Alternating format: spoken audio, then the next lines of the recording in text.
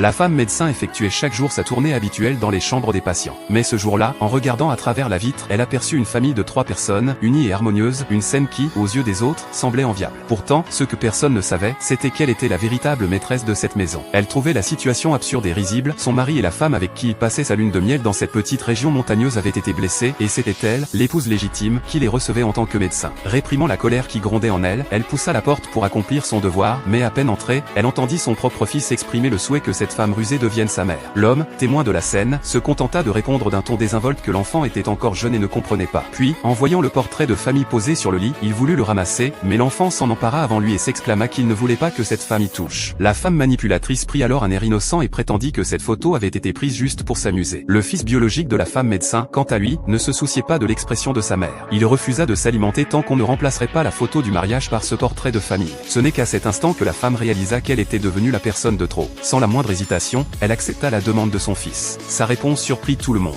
L'homme crut d'abord à une simple crise de jalousie passagère, ignorant que sa femme avait pris une décision ferme, mettre un terme à toutes ces années de relations conjugales et familiales. Le lendemain matin, en entrant dans la cuisine, l'homme trouva le petit déjeuner déjà préparé sur la table. Pensant que son épouse était finalement revenue à la raison, il prit une bouchée, mais la recracha immédiatement. Intrigué, il interrogea la domestique sur la qualité du repas. Celle-ci lui répondit sans détour que, d'ordinaire, c'était toujours madame qui préparait le petit déjeuner, et que c'était la première fois qu'elle-même s'en chargeait. Pendant ce temps, à l'étage, le petit garçon râlait parce que sa mère ne l'avait pas réveillé, ce qui allait le mettre en retard. Mais en apprenant que sa mère n'était plus à la maison, il s'exclama avec joie qu'enfin, plus personne ne le presserait. Il demanda ensuite à la domestique de lui préparer son encas préféré, un sandwich au porc effiloché. Pourtant, à peine eut-il pris une bouchée qu'il recracha le tout, exactement comme l'avait fait son père.